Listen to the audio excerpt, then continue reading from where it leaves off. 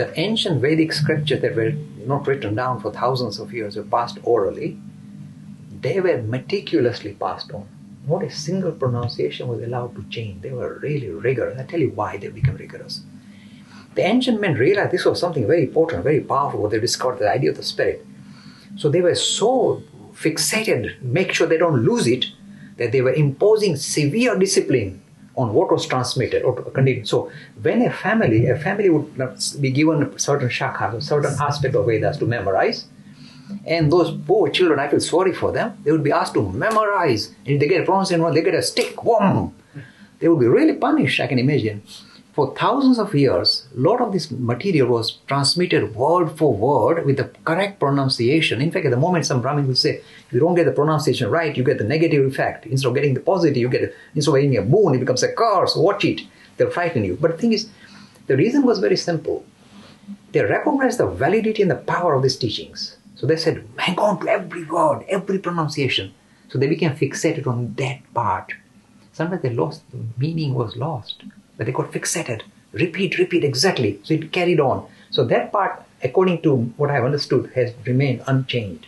It's stuck. But there's a second part. This is the part I like to explore.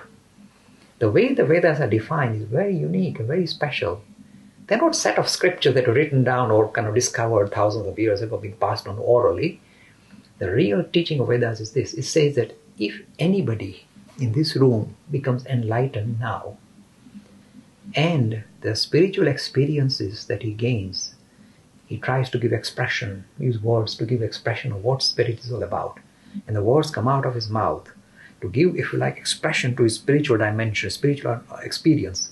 Those words are Vedas, purest of Vedas, not ancient, as modern as they can get now, being produced now. So Mohan, if you become, enlightened, a rishi, whatever pours out of your mouth is the purest of Vedas suited to this time. So if somebody told me, in fact, I have this problem with the traditionalist. They say, but where is it, Mr. Lakhani? Show me now. I say, why should I show you? I find modern personalities who are experienced in the spirit to talk about it in your language in today's time. Why should I bother with something that was transmitted orally for thousands? Why should I get fixated on that?